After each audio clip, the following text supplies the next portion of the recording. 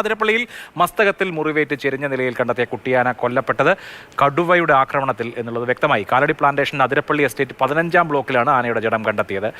ലിഷോയ് വിവരങ്ങളുമായുണ്ട്. ലിഷോയ്, കുട്ടിയാനയ്ക്ക് എന്താണ് സംഭവിച്ചത്? കടുവയുടെ ആക്രമണമാണെന്ന് സ്ഥിരീകരിച്ചിട്ടുണ്ടോ?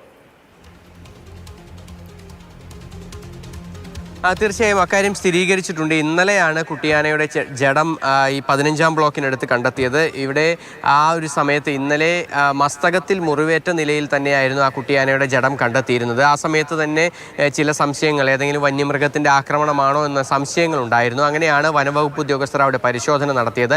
ആ പരിശോധനയിലാണ് കടുവയുടെ ആക്രമണത്തിലാണ് ഈ ആനയ്ക്ക് മരണം സംഭവിച്ചിരിക്കുന്നത്, ആന ചെരിഞ്ഞതെന്നാണ് നിലവിൽ ഇപ്പോൾ വ്യക്തമാകുന്നത്. പക്ഷേ വനവകുപ്പ് ഉദ്യോഗസ്ഥർക്ക് പോസ്റ്റ്മോർട്ടം നടപടികൾ പൂർത്തിയാക്കാൻ സാധിച്ചിട്ടില്ല. കാരണം ഈ ആനയുടെ ജഡം കിടക്കുന്നിടത്ത് ഇന്നലെ പോസ്റ്റ്മോർട്ടം നടപടികൾ ആരംഭിച്ച സമയത്ത് തന്നെ അവിടെ ഉണ്ടായിരുന്ന 15ഓളം ആനകളടങ്ങുന്ന കൂട്ടം അതിനടുത്തേക്ക് വരികയും ഈ വനംവകുപ്പ് ഉദ്യോഗസ്ഥരെ അടക്കം ആക്രമിക്കാൻ എത്തുകയും ചെയ്തു. അതോടുകൂടി അവിടെ നിന്നും ഈ പോസ്റ്റ്മോർട്ടം ചെയ്യാനെത്തിയ ഡോക്ടറും അതിനോടൊപ്പം തന്നെ ഉണ്ടായിരുന്ന വനംവകുപ്പ് ഉദ്യോഗസ്ഥരും ഉൾപ്പെടെയുള്ളവർ ഓടി രക്ഷപ്പെടുകയായിരുന്നു.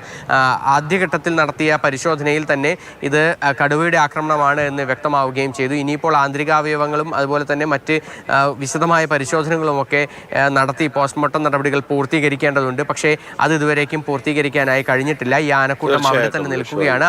കുട്ടിയാനെ കടുവയുടെ ആക്രമണത്തിൽ തന്നെ കൊല്ലപ്പെട്ടതാണെന്നാണ്